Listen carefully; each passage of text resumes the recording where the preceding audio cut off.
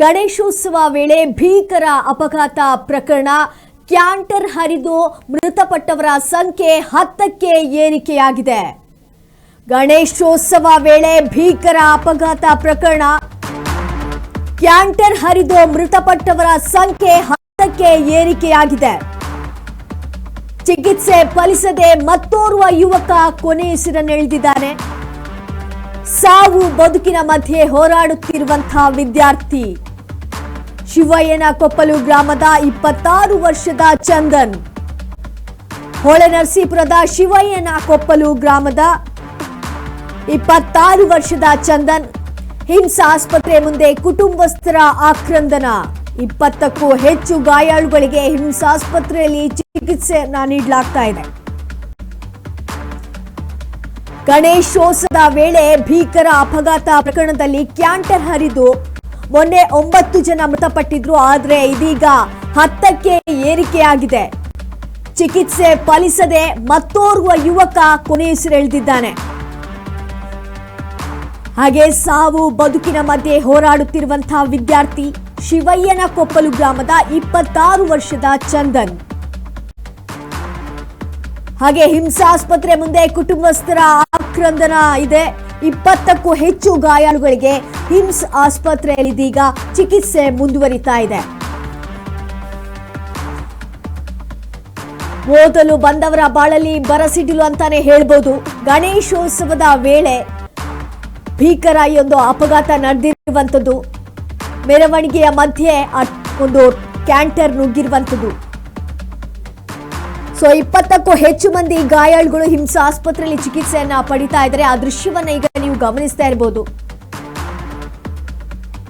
ಹಾಗೆ ಓರ್ವ ಯುವಕ ಚಿಕಿತ್ಸೆ ಫಲಿಸದೆ ಕೊನೆಯುಸಿರೆಳೆದಿದ್ದಾನೆ. ಅದರಿಂದ ಮೃತಪಟ್ಟವರ ಸಂಖ್ಯೆ 10ಕ್ಕೆ ಏರಿಕೆಯಾಗಿದೆ. ಹಿಮ್ಸ್ ಆಸ್ಪತ್ರೆ ಮುಂದೆ ಕುಟುಂಬಸ್ಥರ ಆಕ್ರಂದನ ಮುಗಿಲು ಮುಟ್ಟಿದೆ ಅಂತಾನೆ ಹೇಳ್ಬೋದು. 20ಕ್ಕೂ ಹೆಚ್ಚು ಗಾಯಾಳುಗಳಿಗೆ ಇದೀಗ ಹಿಮ್ಸ್ ಆಸ್ಪತ್ರೆಯಲ್ಲಿ ಚಿಕಿತ್ಸೆಯನ್ನ ಪಡಿತಾ ಇದ್ದಾರೆ.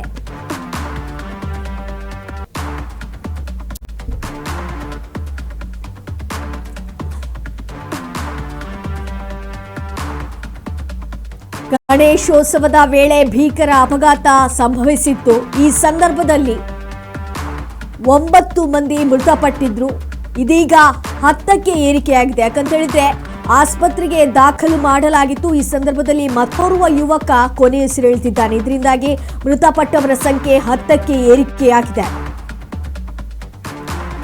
ಹಿಮ್ಸ್ ಆಸ್ಪತ್ರೆಗೆ ಭೇಟಿ ನೀಡಿದ ಎಚ್.ಡಿ. ದೇವೇಗೌಡರು ಗಾಯಾಳುಗಳ ಯೋಗಕ್ಷೇಮವನ್ನ ವಿಚಾರಿಸಿದಂತಹ ಮಾಜಿ ಪ್ರಧಾನಿ ಹಾಸನದ ಮೊಸಳೆ ಹೊಸಳ್ಳಿಯಲ್ಲಿ ಗಣೇಶೋತ್ಸವ ಮೆರವಣಿಗೆ ವೇಳೆ ಈ ಒಂದು ಕ್ಯಾಂಟರ್ ನುಗ್ಗಿ ಸಂಭವಿಸಿದಂತಹ ಭೀಕರ ಅಪಘಾತದಲ್ಲಿ ಮೃತಪಟ್ಟವರ ಸಂಖ್ಯೆ 10ಕ್ಕೆ ಏರಿಕೆಯಾಗಿದೆ. ಉಳಿದವರನ್ನ ಆಸ್ಪತ್ರೆಗೆ ದಾಖಲು ಮಾಡಲಾಗಿತ್ತು. ಆ ಗಾಯಾಳುಗಳ ಯೋಗಕ್ಷೇಮವನ್ನ ವಿಚಾರಿಸಿದ್ದಾರೆ ಮಾಜಿ ಪ್ರಧಾನಿ ಎಚ್.ಡಿ. ದೇವೇಗೌಡರು. ಹಿಮ್ಸ್ ಆಸ್ಪತ್ರೆಗೆ 20ಕ್ಕೂ ಹೆಚ್ಚು ಗಾಯಾಳುಗಳನ್ನ ದಾಖಲು ಮಾಡಲಾಗಿತ್ತು.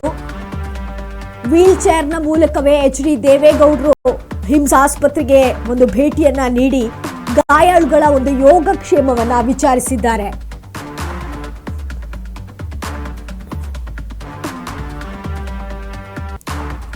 ಹಿಮ್ಸ್ ಆಸ್ಪತ್ರೆಗೆ ಭೇಟಿ ನೀಡಿದಂತಹ ಎಚ್.ಡಿ. ದೇವೇಗೌಡರು ನೀವೀಗ ದೃಶ್ಯದಲ್ಲಿ ನೋಡ್ತಾ ಇರಬಹುದು. ವೀಲ್ ಚೇರ್ ಮೂಲಕವೇ ಹಿಮ್ಸ್ ಆಸ್ಪತ್ರೆಗೆ ಎಚ್.ಡಿ. ದೇವೇಗೌಡರು ಭೇಟಿಯನ್ನ ನೀಡಿದ್ದಾರೆ.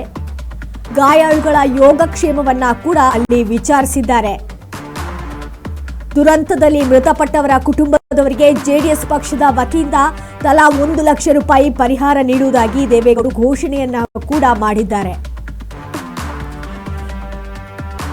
ಗಂಭೀರವಾಗಿ ಗಾಯಗೊಂಡವರಿಗೆ 25,000, ಸ್ವಲ್ಪ ಪ್ರಮಾಣದಲ್ಲಿ ಗಾಯಗೊಂಡವರಿಗೆ 20,000, ಚಿಕ್ಕ ಪುಟ್ಟ ಗಾಯಗೊಂಡವರಿಗೆ ತಲಾ 15,000 ರೂಪಾಯಿ ಪರಿಹಾರ ನೀಡುವುದಾಗಿ ಘೋಷಿಸಿದ್ರು.